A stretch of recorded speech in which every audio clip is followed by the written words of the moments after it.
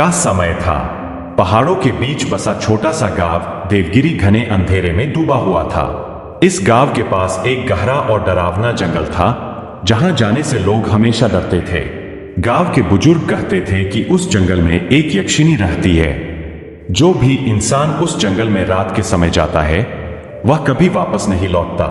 लेकिन गांव में एक लड़का था जिसे इन कहानियों पर विश्वास नहीं था। उस लड़के का नाम था अर्जुन। अर्जुन बहुत बहादुर और जिज्ञासु स्वभाव का था। एक रात गांव के चौराहे पर लोग उसी जंगल की कहानी सुना रहे थे।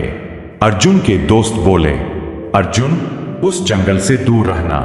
लेकिन अर्जुन हंस पड़ा। वह बोला, भूत और यक्षिणी सिर्फ कहानियां होती है। उसने फैसला किया कि वह खुद जाकर उस जंगल का सच पता लगाएगा। उस रात अर्जुन एक टॉर्च लेकर जंगल की ओर निकल पड़ा।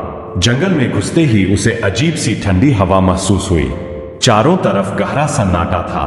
अचानक उसे दूर किसी के चलने की आहट सुनाई दी। अर्जुन धीरे धीरे बना आवाज की तरफ बढ़ने लगा और तभी उसने देखा एक लड़की पेड़ों के बीच खड़ी थी। वह लड़की सफेद कपड़ों में थी। उसके लंबे बाल हवा में उड़ रहे थे। अर्जुन हैरान रह गया। उसने पूछा, तुम कौन हो? लड़की धीरे से मुस्कुराई। उसने कहा, मेरा नाम मायरा है। उसकी आंखों में एक अजीब सी चमक थी। अर्जुन ने पूछा, तुम इस डरावने जंगल में अकेली क्यों हो? मायरा ने कहा, मैं यही रहती हूं। अर्जुन को यह बात थोड़ी अजीब लगी, लेकिन वह उसकी खूबसूरती से प्रभावित हो गया। उस रात दोनों काफी देर तक बातें करते रहे। अगली रात अर्जुन फिर जंगल में आया। मायरा पहले से उसका इंतजार कर रही थी। धीरे धीरे दोनों रोज मिलने लगे। उनकी दोस्ती गहरी होती गई और एक दिन वह दोस्ती प्रेम में बदल गई। लेकिन मायरा अक्सर उदास रहती थी। वह अर्जुन से कहती, अगर तुम मेरा सच जानोगे तो मुझसे नफरत करोगे। अर्जुन हंसकर कहता, ऐसा कभी नहीं होगा।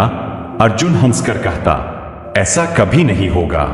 एक रात अर्जुन ने जिद की, मायरा, सच बताओ। मायरा की आंखों में आंसू आ गए। वह बोली, मैं इंसान नहीं हूं। अर्जुन चौंक गया। मायरा बोली, मैं एक यक्षिणी हूं। अर्जुन चौंक गया। मायरा बोली, मैं एक यक्षिणी हूं। जंगल में अचानक तेज हवा चलने लगी। मायरा ने अर्जुन को अपने श्राप की कहानी बताई। सैकड़ों साल पहले वह एक राजकुमारी थी। एक तांत्रिक उससे शादी करना चाहता था। जब मायरा ने मना किया तो उस तांत्रिक ने उसे श्राप दे दिया। उस श्राप के कारण वह यक्षिणी बन गई और उसे इंसानों की आत्मा खानी पड़ती थी। यह सुनकर अर्जुन का दिल टूट गया, लेकिन उसने कहा, मुझे तुमसे डर नहीं लगता। मैं तुमसे प्यार करता हूं। उसी समय गांव में अजीब घटनाएं होने लगीं। कुछ लोग जंगल में गायब होने लगे। गांव वाले डर गए। उन्होंने एक तांत्रिक को बुलाया। तांत्रिक ने कहा, जंगल में यक्षिणी जाग चुकी है। अगर उसे नहीं रोका गया तो पूरा गांव खत्म हो जाएगा। अर्जुन को यह बात पता चल गई। उसे समझ आ गया कि मायरा खतरे में है। उसने मायरा से पूछा, श्राप कैसे टूट सकता है? मायरा ने बताया, सच्चे प्रेम का बलिदान। अर्जुन ने फैसला कर लिया, वह मायरा को आजाद करेगा, चाहे इसके लिए उसे अपनी जान ही क्यों न देनी पड़े। दोनों एक पुराने मंदिर में पहुंचे। वह मंदिर जंगल के बीचों बीच था। मंदिर में एक प्राचीन मूर्ति थी। मायरा बोली, यही श्राप टूट सकता है। अर्जुन मूर्ति के सामने खड़ा हो गया। उसने अपनी जान देने की तैयारी की। मायरा रोने लगी। अर्जुन बोला, तुम्हारी आजादी मेरी जिंदगी से ज्यादा जरूरी है। जैसे ही वह बलिदान देने लगा, मंदिर में अचानक तेज रोशनी फैल गई। एक दिव्य आवाज गूंज उठी, सच्चा प्रेम बलिदान नहीं मांगता। अचानक मायरा के शरीर से रोशनी निकलने लगी।